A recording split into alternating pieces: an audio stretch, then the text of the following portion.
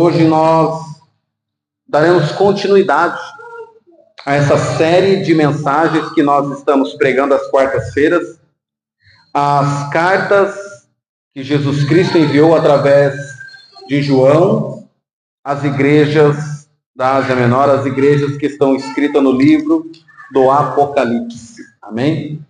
Nós já lemos na quarta retrasada a igreja em Éfeso, na quarta última-feira passada foi a igreja em Esmirna, e hoje nós vamos ler a respeito da terceira igreja, é a carta à igreja que está em Pérgamo.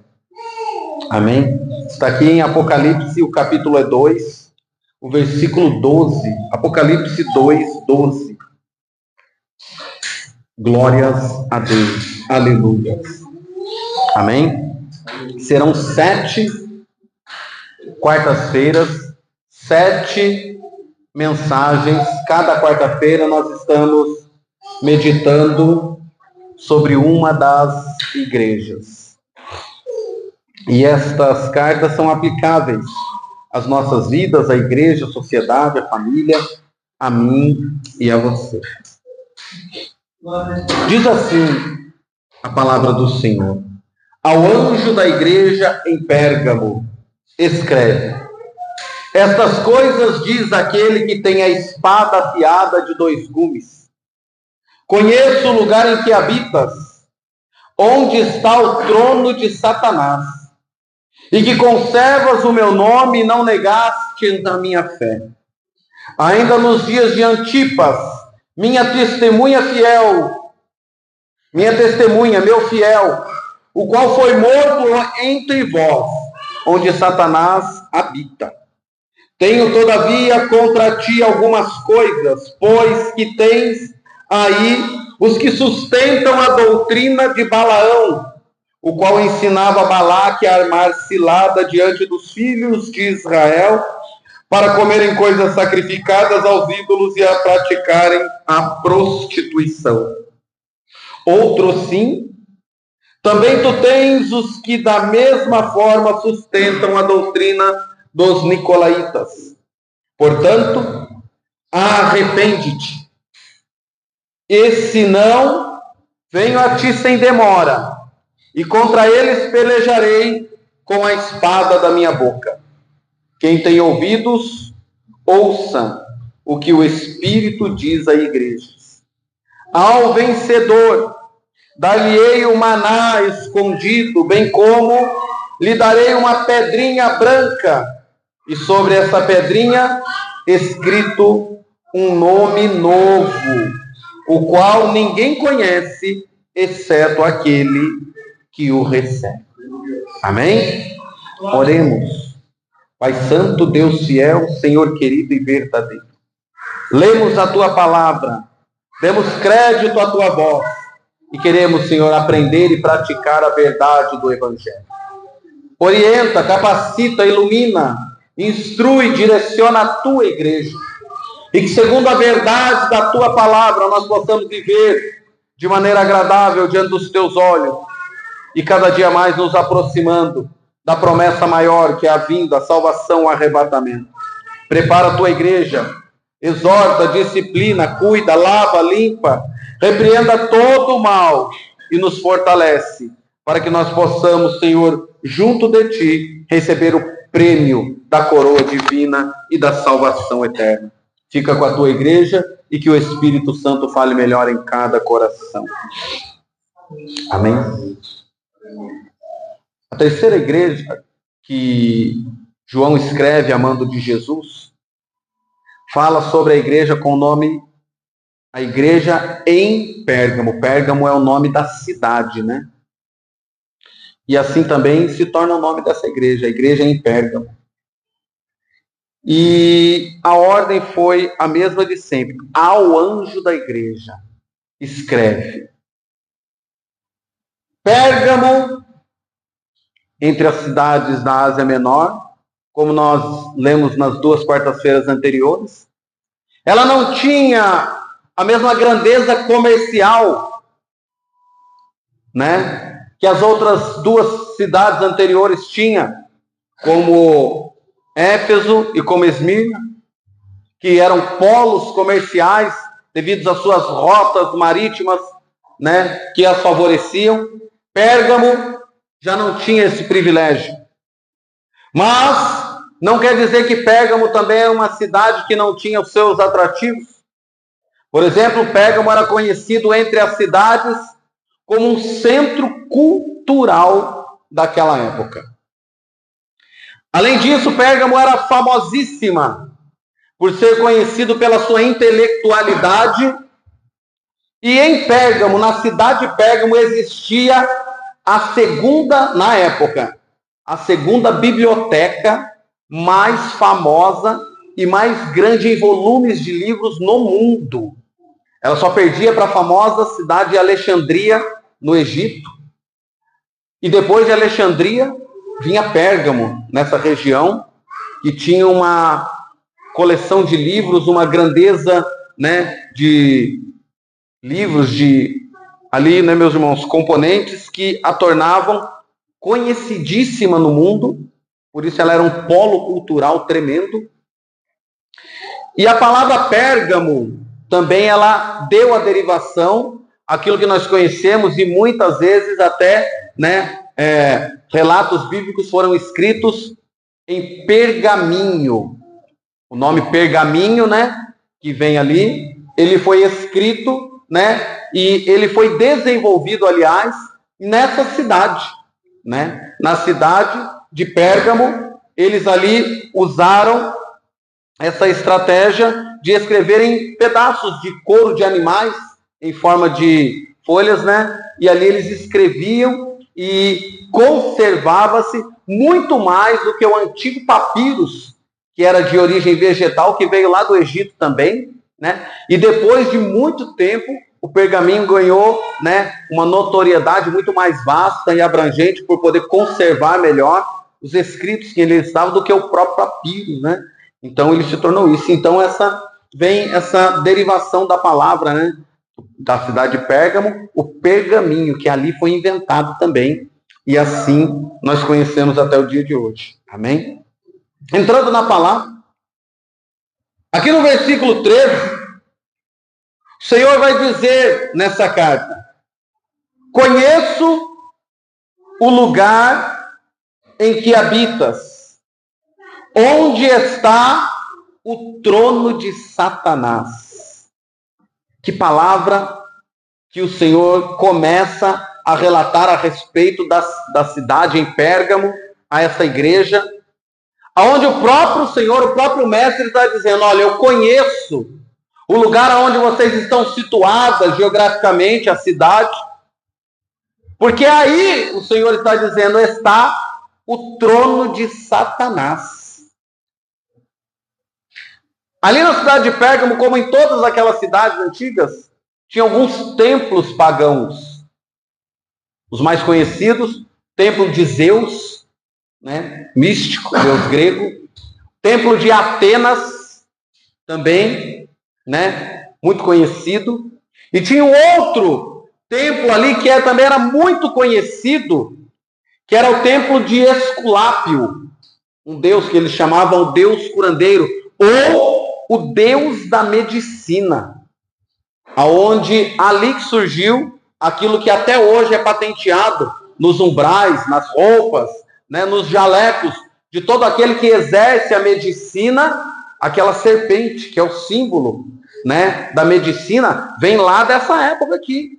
E aqui em Pérgamo tinha o templo a esse homem, esse deus da medicina que eles diziam, Esculápio, que eles chamavam de um deus curandeiro, né, meus irmãos? Muito enganados eles estavam, porque nós sabemos que o único que pode curar é só o nosso Senhor e Salvador Jesus Cristo. Ali também praticava-se o culto a César, né? Na época era César Augusto, o imperador, e ali eles tinham que professar, dentre os cultos, dentre das adorações, que somente César, o imperador, era o Senhor. E quando eles querem dizer César é o Senhor, eles estavam dando ali, né, um reconhecimento de divindade, de culto, de adoração. E isto, né, era uma exigência da própria cidade em Pérgamo, quando você vai ler historicamente, aonde eles exigiam que todo cidadão que habitasse ali nessa cidade, ao menos uma vez ao ano, fosse a um dos templos pagãos, oferecer incenso e também tinha que professar com a tua própria boca o quê? Que somente César, o imperador, é o Senhor. Isso era terrível, porque ele tinha que confessar pelo menos uma vez que César é o Senhor. E eles falavam assim, olha, depois que você confessou que César é o Senhor, ofereceu o seu incenso, aí você pode voltar para o outro Deus ou outros deuses que vocês adoram, e vocês podem continuar adorando, cultuando, oferecendo os seus cultos, as suas maneiras de adoração, mas não esqueça, ao menos uma vez por ano, vocês têm que estar aqui no nosso templo, adorando, confessando e oferecendo incenso a César como o nosso imperador, uma divindade. E isso, meus irmãos, tem muito a ver com a vida cristã, se nós não tomarmos cuidado nos dias de hoje. Porque muitas das vezes, se nós não nos cuidarmos, esse mundo, que também, dentro dessa palavra que o Senhor diz, sei que aonde tu habitas estás o trono de Satanás. Às vezes para nós também, igreja do Senhor, é imposto algumas propostas parecidas como essa. Como que, por exemplo, você pode adorar o seu Deus, você pode ser como nós somos chamados, crentes, evangélicos, você pode ser um cristão, mas olha, não pega nada. Você ir ali naquele lugar, uma vezinha só, não vai ter problema. Depois que você for ali, você pode ir lá para a tua igreja, junto com os membros da igreja, servir a Jesus, junto com o pastor, junto com a membresia, não tem problema.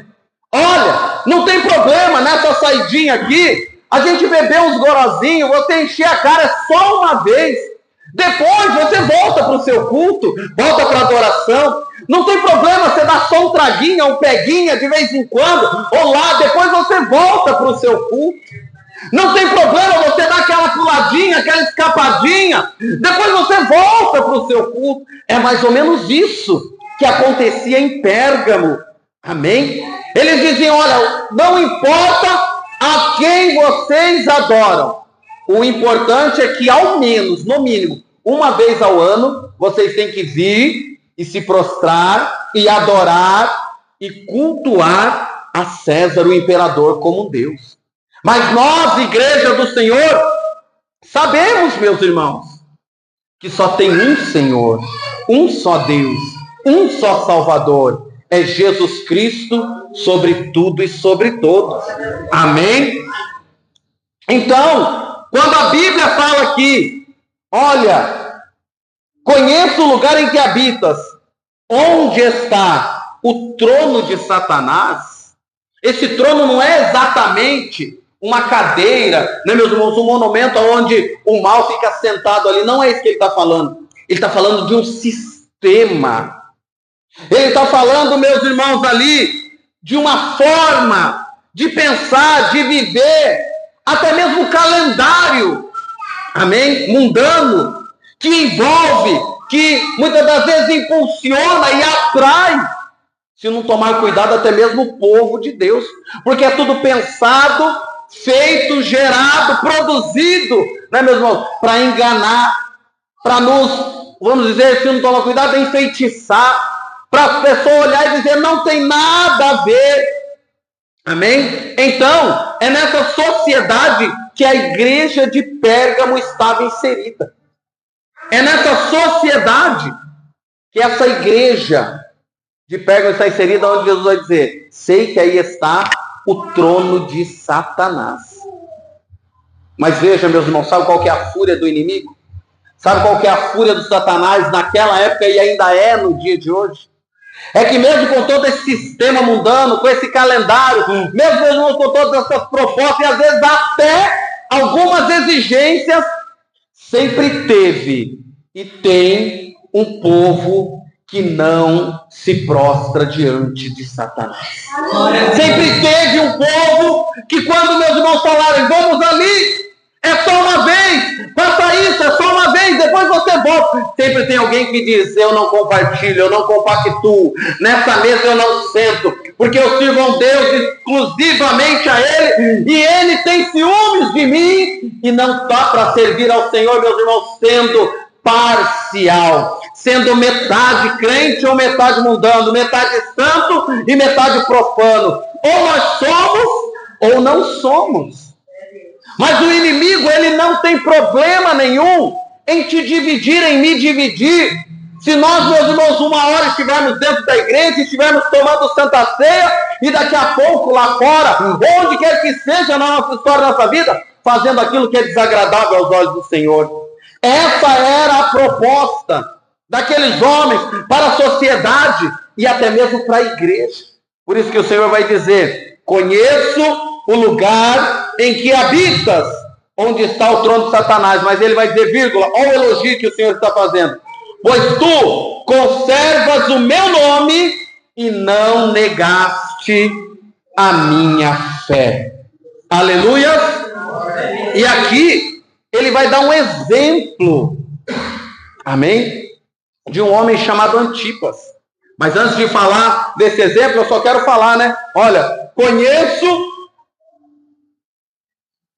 aqui, que está no trono de Satanás, e que conservas o meu nome e não negastes a minha fé. Olha só, meus irmãos, como é tão real e está tão, né, meus irmãos, assim, ainda fresquinho na nossa memória nos dias de hoje. Quando fala, né, meus irmãos, olha só, Jesus está falando, vocês conservam o meu nome. A igreja tem que conservar a essência de Cristo. O que é que está fresquinho, pastor, esses dias atrás aí? Num calendário, numa data, numa festa, onde o trono do Satanás está, colocaram a família que conserva, né, meu, dentro de uma latinha de conserva, para zombar, para rir, para criticar, para, meus irmãos, dizer, ó, tá vendo? O que adianta ser conservador? Para, meus irmãos, tentar inverter as coisas, né, meus irmãos, e descaracterizar a família que é conservada. Glória a Deus. O sistema maligno ainda é o mesmo. Ainda impera, ainda está aí. Ele mudou às vezes as facetas, às vezes o nome, às vezes a tecnologia, a modo de agir.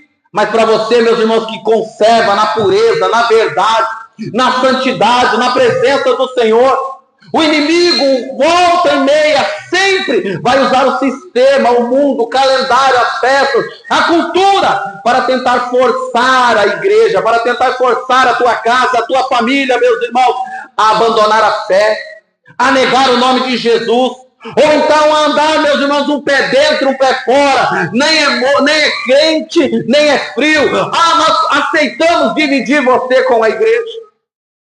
Assim era nos tempos de Pérgamo. E assim ainda hoje, muitas das vezes, continua. Sistema maligno e mundano, querendo, meus irmãos, nos enganar. Querendo, meus irmãos, nos tirar da presença de Jesus. Mas esse texto vai dizer a respeito sobre fidelidade. Vai dizer, olha, ainda nesses dias, falando sobre fé, sobre quem não nega o nome, ele vai citar o nome Antipas, a minha fiel testemunha, o meu fiel, o qual morreu entre vós, aonde Satanás habita. Antipas era um cristão, um crente daquela igreja, daquela região em Pérgamo, aonde conta histórias além Bíblia, que aquele homem ele teve uma das mortes mais cruéis, né, meus irmãos, imposta pela perseguição da igreja, num touro feito de bronze, com uma escotilha para abrir lateralmente, colocaram ele lá dentro, fecharam e fogo por baixo.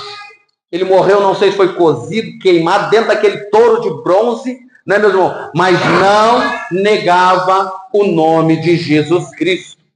Amém, Jesus? Eu não sei, meus irmãos, o que nos espera, a que ponto a nossa sociedade um dia poderá chegar. Mas eu quero te dizer, meus irmãos, não negue o nome de Jesus. Nós temos exemplos na Bíblia, assim como o próprio Jesus aqui, e é Jesus quem está citando esse texto a João. Ele elogia Antipas, que ali ele morreu, mas não negou a fé. Nós vemos, meus irmãos, também homens como na Babilônia, Sadraque, Mesaque, Abdenego, o próprio Daniel, que diante de terríveis ameaças de morte, não negaram a Jesus. Foram lançados na fornalha. Daniel foi lançado na cova dos leões. Estavam dispostos a morrer se necessário.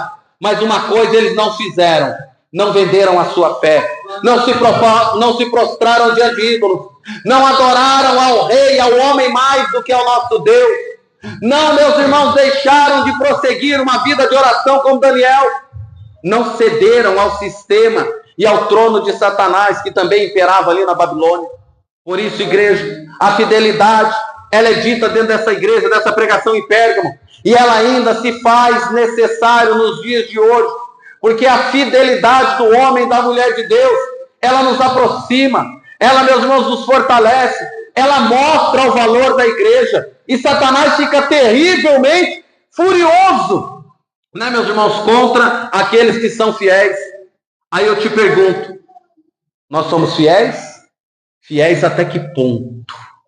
Fiéis até que ponto? Amém? Porque veja aqui, esses exemplos que eu citei, Sadraque, Mesaque e Abdenego, é fiel? É. Não vai se prostrar diante da estátua? Não. Manda aquecer a fornalha 7 vezes mais. E o que eles dizem, meus irmãos? Amém? O que eles fazem? Olha, rei, nós servimos a um Deus que, se Ele quiser, Ele pode nos livrar dessa fornalha ardente. Mas ainda que Ele não nos livre, não nos prostraremos diante da estátua de ouro que tu levantaste. Daniel, quando recebe o edito do rei, pela sua fidelidade de vida em oração, que proibia a oração, que ao falar com Deus é o contato com o Senhor, o que ele fez, meus irmãos? Não vou orar, não vou buscar, não vou mais ao culto, não vou mais adorar ao Senhor. Ah, meus irmãos, ele não mudou a sua rotina de janelas abertas. A Bíblia diz, Daniel 3 vezes ao dia se colocava em oração. Exemplos de homens na Bíblia, que, meus irmãos, ainda que sob ameaça de morte, não negaram a tua fé. Não negaram, meus irmãos, a tua fé em Jesus Cristo. Não negaram a tua fé no Deus soberano. Então aqui fica um grande exemplo para nós. Ainda, meus irmãos, que venham dias maus, opressões, ainda que venham problemas, situações, dilemas, questões, né, pessoais ou sociais contra nós, contra a igreja, no coletivo ou no individual. Não negue a sua fé, não ceda às ameaças, não, meus irmãos, ceda, não se molde ao sistema, porque a testemunha fiel de Jesus Cristo, ao qual Jesus Cristo aqui disse, né, meus irmãos, a minha testemunha fiel, né, meus irmãos, ela é convicta, ela é fiel, ela é, meus irmãos, uma igreja que permanece fiel até o fim. Só que tem uma coisa, se você permanecer fiel até o fim, o que o mundo vai falar de nós? Sabe o que o mundo vai falar? Você é fanático. Nós somos chamados de fanáticos. Quando o mundo fala, né, meu irmão, para você, olha, abandona o Senhor só hoje, ceda só hoje, abre uma exceção só nesse momento, e você como igreja, noiva de Cristo, né, meus irmãos, com um compromisso aliançado com o Senhor, não quer desapontar o seu Senhor, eles vão nos chamar, te chamar, sabe do quê? Fanatismo. Vai dizer, você está fanático, você está fanática, você está, né, meio ruim da cabeça. Mas deixa falar, meus irmãos. Deixa agir. Deixa, meus irmãos, se levantar. O importante é a tua caminhada com o Senhor.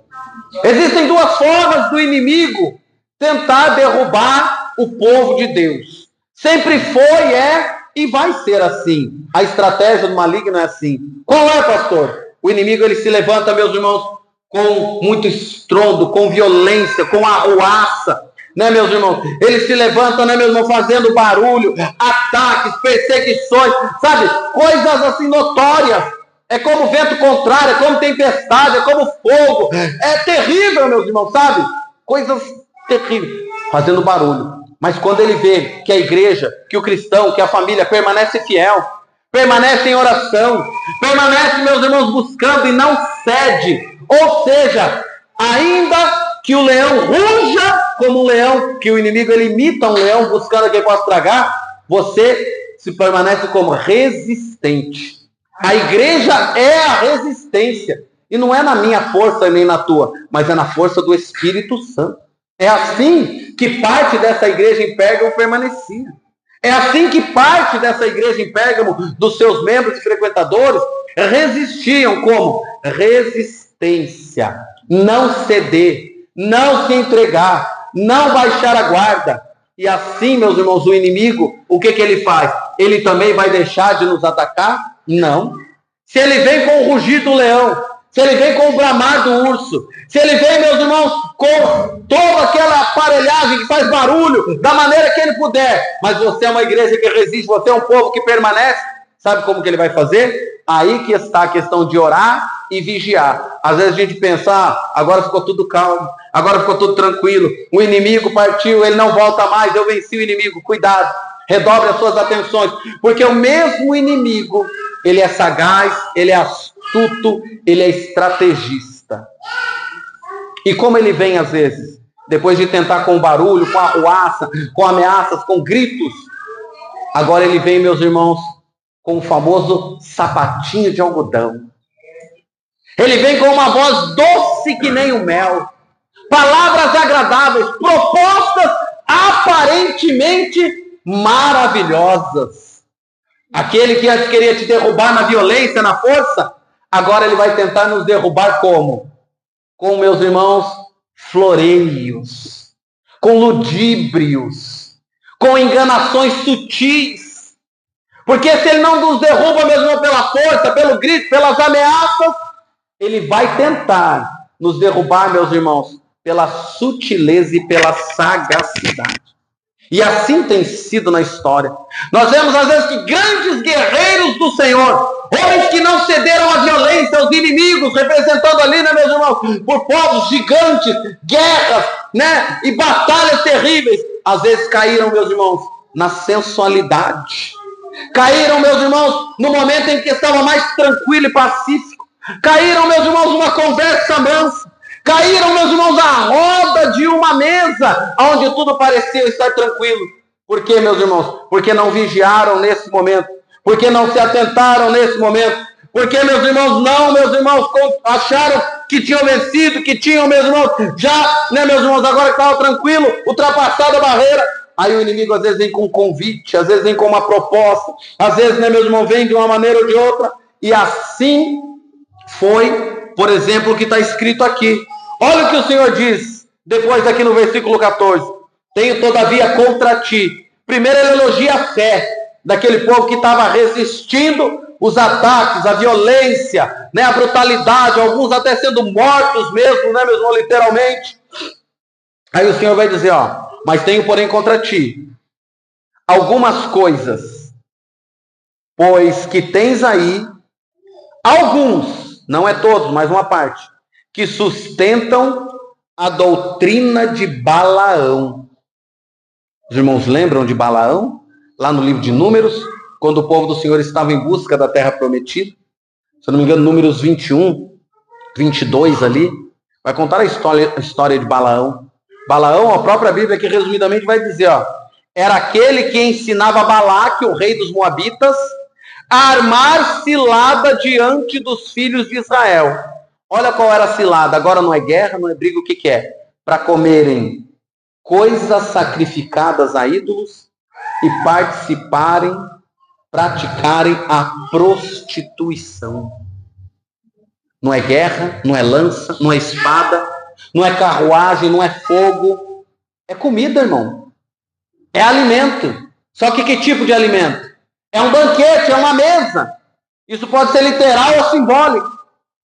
Sacrificados a ídolos. E hoje em dia, muitas vezes existem até cristãos que dizem, não tem problema. É só orar e já está limpo. Não é assim não, meus irmãos. A Bíblia diz, Paulo vai dizer, que coma de tudo que venda no mercado, sem perguntar nada. Mas ele diz, mas se alguma coisa, vocês sabem que tal coisa foi sacrificada a ídolo, não tome partido disso por causa da vossa consciência e da dos outros. A partir da hora que a igreja está inocente, eu não sei, ou foi na casa, ou no mercado, todos nós vamos, e você compra, ou você recebe um convite, ou vai num casamento, numa festa, está inocente. Irmãos, ele diz, comem de tudo. Agora, a partir da hora, aqui está falando de Balaque, olha só, coisas sacrificadas a ídolos. Porque assim como eu e você, eu penso que é assim, quando você chega na tua casa, eu sempre falo com a minha esposa, você compra o alimento, ou você recebe o alimento, ou chega a sexta, o que é que você dá graças a Deus? A Bíblia diz, em tudo dá graça. Você glorifica, você agradece, você abençoa ao Pai, dando graças ao alimento, o mantimento, a provisão. Da mesma maneira, aquele que adora ídolos, a demônios, a falsos deuses, em suma maioria, irmãos, também vai sacrificar a ídolos. Também vai, meus irmãos, consagrar a demônios. Está entendendo? Então, esse texto aqui ensina que Balaão ensinou o rei Balaque e diz, olha, contra esse povo Israel aí que vem aí, não adianta querer guerrear, não adianta encantamento, não adianta nada. O que nós podemos fazer? Vamos ser sutis, vamos ser sagazes. Olha só, Balaão a Bíblia vai dizer, era um profeta de visão aberta. Ele tinha visão, a visão dele era aberta. Está na Bíblia, lá no livro de Números. Mas era um profeta mercenário. Era um profeta que se vendia, que tinha um preço. A Bíblia vai dizer que ele amou o preço da injustiça, o prêmio da injustiça. Olha, me dá tanto que eu profetizo. Dá tanto que eu falo em nome de Deus. A minha profecia tem um preço, tem um valor. A Bíblia diz de graça dá, de graça receber, de graça dá. E então, quando ele viu que não tinha como amaldiçoar, atrapalhar aquele povo, ele disse, só tem uma coisa. Se esse povo começar a comer coisas sacrificadas a ídolos, o que era abominável aos olhos de Deus, e o é ainda. E ele vai dizer outra coisa, a praticarem a prostituição. Eles começaram a trazer mulheres moabitas, prostitutas, algumas traduções de livros, não só o livro da Bíblia, mas outros livros acerca da Bíblia, vai dizer que existiam até algumas ali, né, meus irmãos, que eram prostitutas cultuais das religiões dos moabitas, e traziam para o meio do povo de Israel, para que os homens se prostituíssem com elas. Amém? Olha a sagacidade do inimigo. Ele está usando, né, meus irmãos, a carnalidade, o prazer. Ele está usando, né, meus irmãos, os ímpetos, o instinto, muitas das vezes. Por outro lado, a fraqueza do ser humano. Ele não vai bater, ele não vai brigar, ele só vai oferecer o prato. A mocinha ou o mocinho diz, vem ser feliz. Vem satisfazer a sua vontade, que você tem vontade. Né? Você é jovem, você é moço, você é bonito, você é bonito. Não, ninguém vai ficar sabendo, o seu pastor, o seu marido, a sua esposa, o seu irmão. Não, Deus perdoa. A Bíblia vai dizer que centenas ou até milhares de homens foram mortos nesse dia. Amém? Lá no livro de Números. E aqui na igreja em Pérgamo, essa doutrina, veja só, doutrina é regra. Doutrina, né, meus irmãos? É como se fosse uma lei. Essa doutrina está dentro da igreja, olha só. Todavia, contra ti algumas coisas tenho. Que aí dentro, há alguns que sustentam a doutrina de Balaão. Imagina, irmãos, dentro de uma igreja, sustentando a doutrina de Balaão. Que não se preocupa, né, meus irmãos, com a pureza, com a fé, com a santidade. Aí depois ele ainda vai acrescentar mais. Depois de falar de Balaão, ele vai dizer no 15, outros sim também tu tens da mesma forma. Além de alguns que sustentavam a doutrina de Balaão, ele vai falar, tem outros que sustentam a doutrina dos nicolaítas. Nicolaítas vem de Nicolau, amém? Um homem que se desviou da fé na época dos apóstolos, e ele pregava o seguinte ensinamento, a seguinte doutrina: Deus, ele só quer teu coração. Você acha que isso é de hoje? Deus, ele só quer o teu espírito. Teu corpo você pode fazer o que você quiser.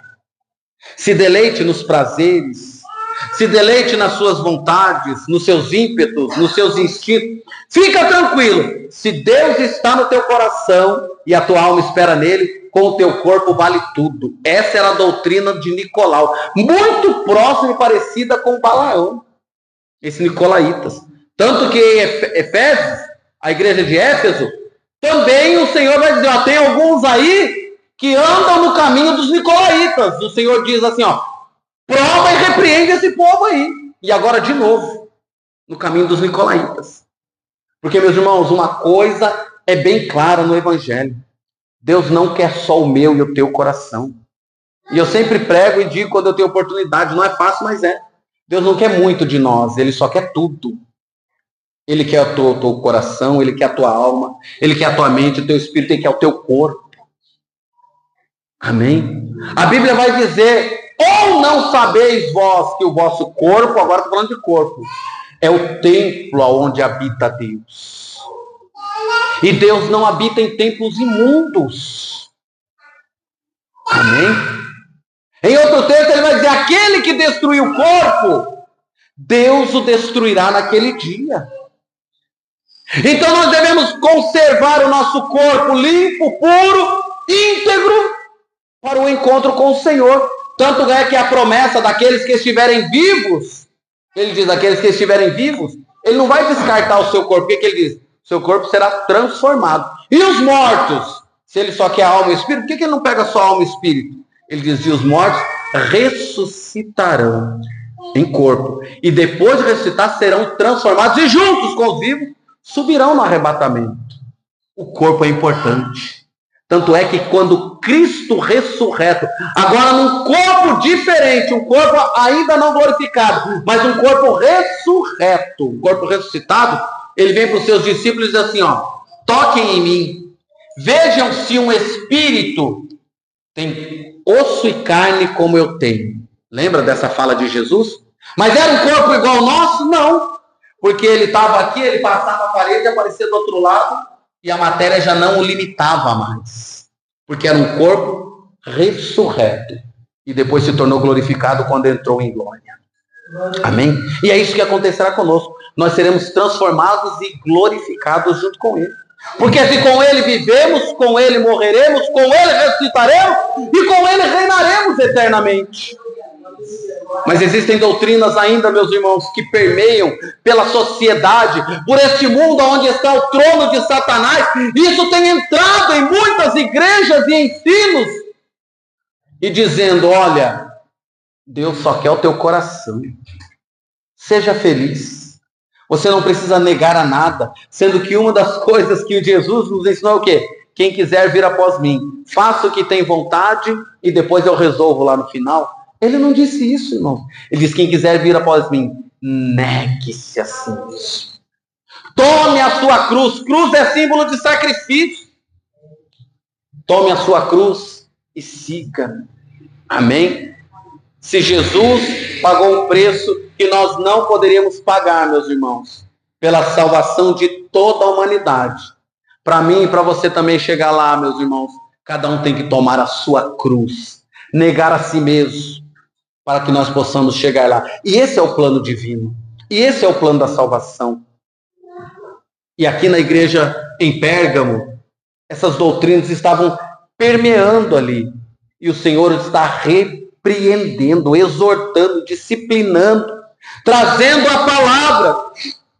Olha só, tem um escritor que vai dizer que se nós, a igreja, se nós tivermos olhos bons, alma humilde e um espírito manso, nós somos como discípulos de Jesus. Mas se nós tivermos olhos maus, uma alma ímpia e um espírito orgulhoso, é como se nós fôssemos discípulos de Balaão. E se nós formos discípulos de Jesus, nós vamos herdar o prêmio que Jesus herdou e que tem para nós, que é o quê? Vida eterna. Se nós permanecermos com Ele até o fim, reinaremos com Ele estaremos.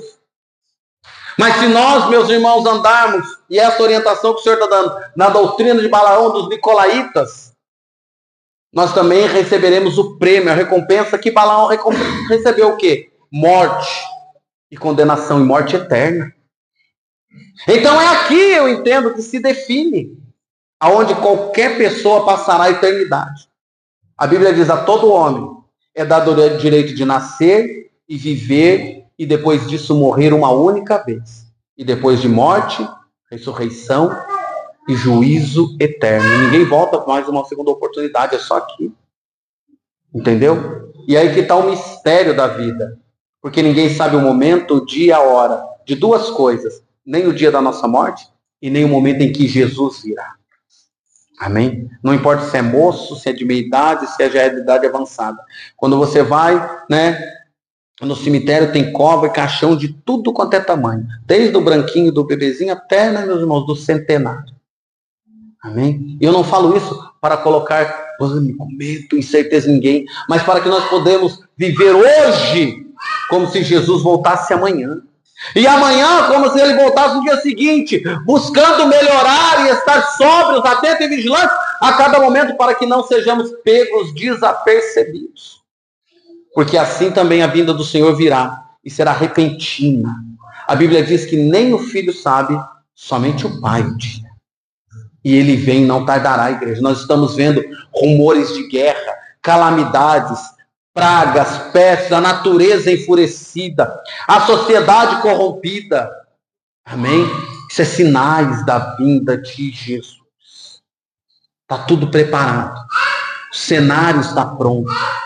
O anjo que vai, meus irmãos, com voz de trombeta, o arcanjo, já está posicionado. Só falta o Pai dar o sinal e a ordem.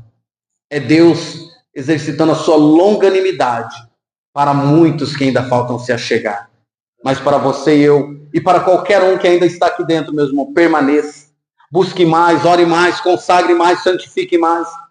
Porque o objetivo das cartas do Apocalipse, das 7 todas, é o quê? É se preparar para se encontrar com o seu Senhor. É um apontamento, meu irmão, para o fim, para o juízo. O Apocalipse é isso. Então aqui, Jesus vai dizer para a igreja, depois de dizer a respeito, meus irmãos, das doutrinas errôneas que eles estão andando, da doutrina de Balaão, da doutrina dos Nicolaítas, qual é o remédio para quando eu, você ou qualquer pessoa está errado? Dentro do Evangelho só tem um: arrependimento.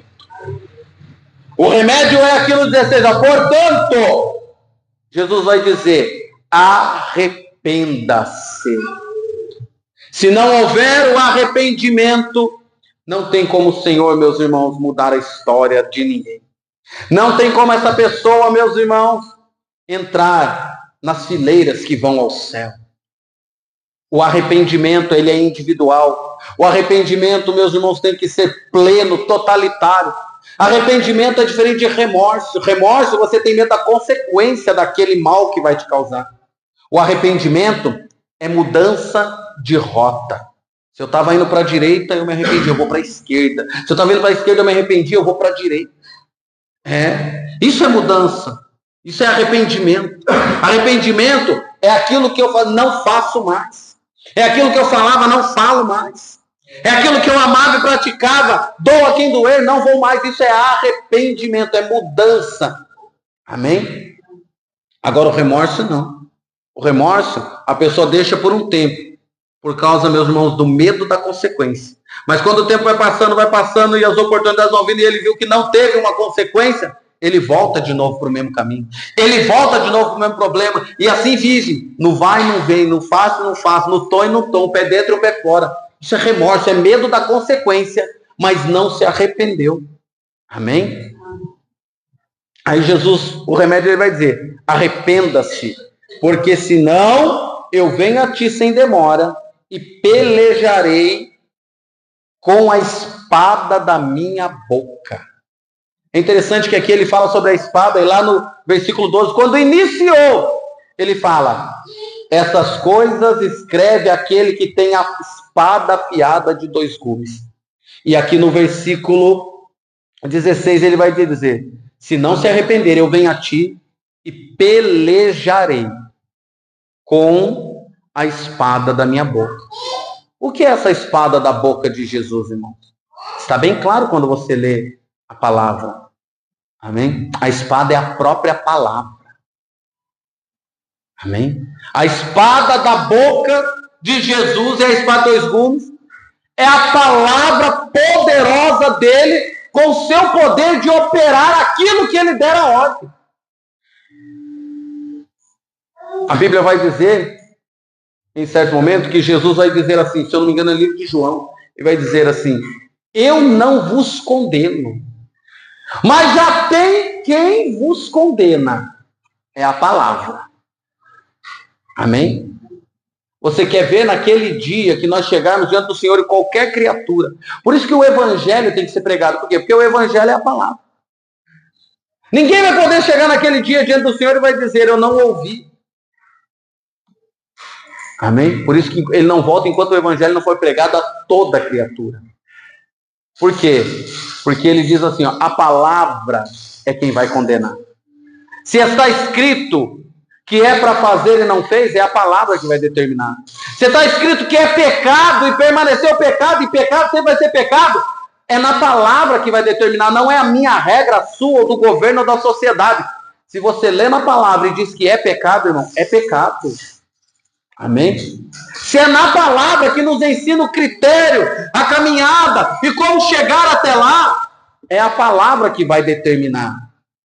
E ele diz então, naquele dia, aqueles que não se arrependerem, eu, com a espada da minha boca, pelejarei contra eles. Ele vai dizer o quê? Com a palavra. É a palavra que vai condenar.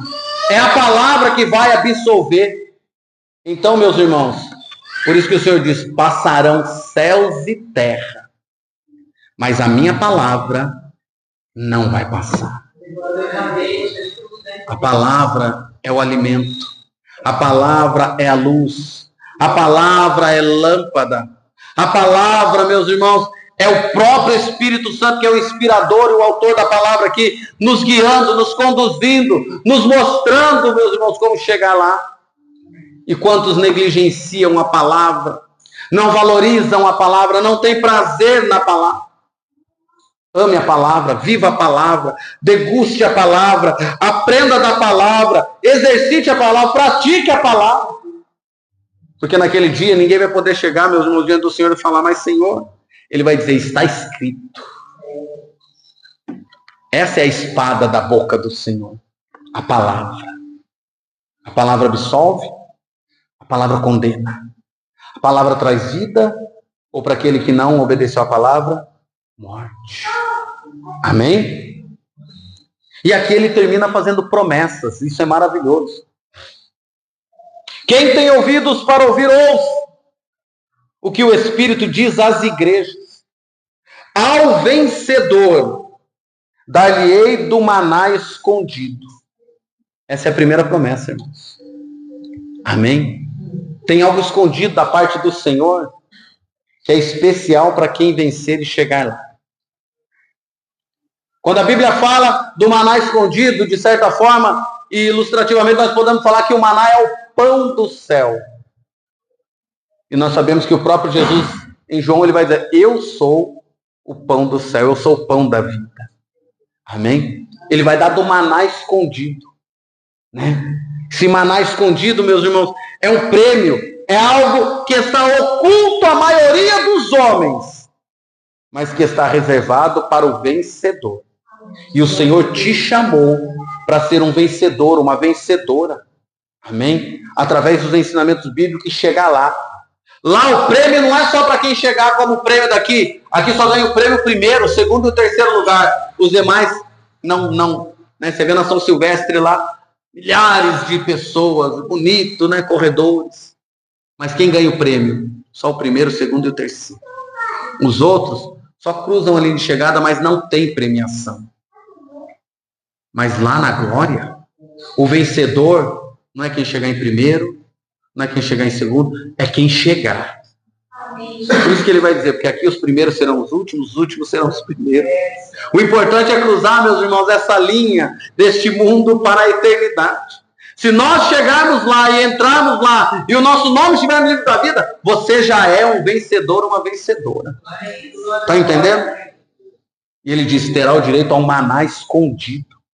O maná é o que sustentou aquele povo na caminhada no deserto, que deu vigor, que o nutriu, que os alimentou. E assim o Senhor tem nos alimentado como pão da vida nessa jornada, para que nós possamos chegar lá e viver essa verdade. E aqui ele vai terminar dizendo assim, depois do maná escondido: dar-lhe-ei um maná escondido, bem como lhe darei uma pedrinha branca.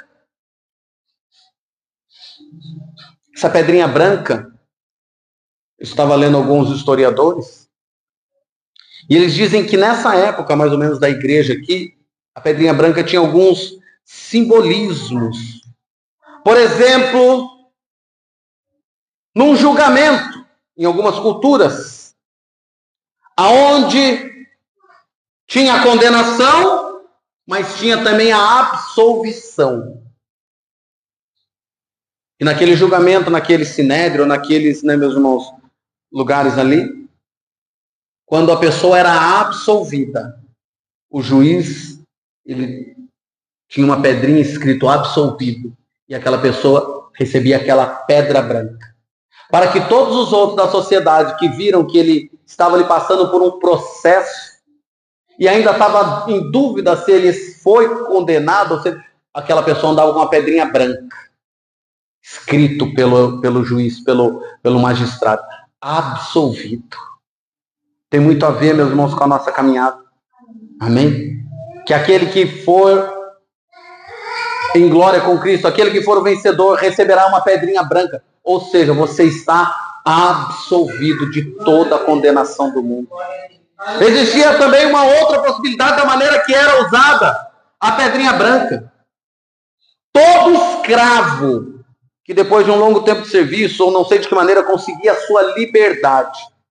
Aquele escravo, para poder viver uma vida social em algumas regiões, o seu senhor, que lhe deu a liberdade, ou que vendeu ele, agora aquela pessoa que antes era escrava, agora ele é livre, ele também carregava uma pedrinha branca, com a inscrição liberto.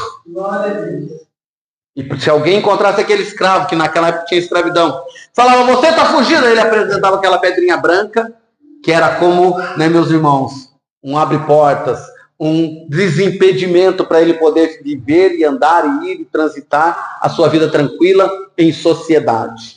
E um dia nós também recebemos essa pedrinha branca, fomos libertos de todo tipo de escravidão.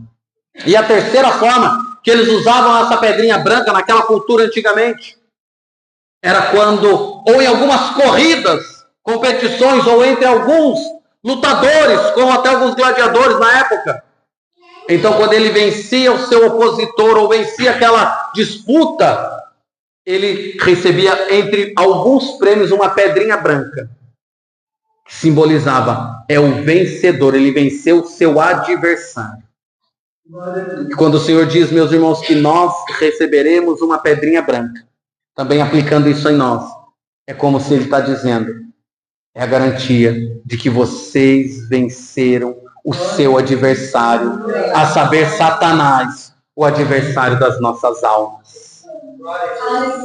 E ele diz que nessa pedrinha branca estará escrito um novo nome, ao qual ninguém conhece, exceto aquele que o recebe. Amém? Toda vez que nós vemos que nasce uma criança, que vem a esse mundo aqui, logo nós vamos lá registrar, tem um registro, um nome para essa criança. Amém? Quando nós entrarmos em glória, segundo essa palavra, eu creio que também, meus irmãos, como uma nova vida, como um novo nascimento, com uma nova história, você também receberá um novo nome. Um nome eterno. Um nome que a Bíblia diz que só quem recebe conhecerá. E quando fala de novo, tem duas maneiras de novo. Olha que interessante. Bom, Kevin tá ali, ó. Seu terno todo bonito ali. Podemos dizer que ele comprou um terno novo, exemplificando. Amém? Só que o terno dele pode ser novo, mas às vezes eu posso sair na rua e encontrar outra pessoa com um terno igual dele novo. Né? Igualzinho. Ou se for lá na loja, vai ter às vezes uma repartição com várias unidades ou até dezenas do mesmo terno, da mesma cor, tudo novo. É novo, porém tem vários novos iguais. Amém?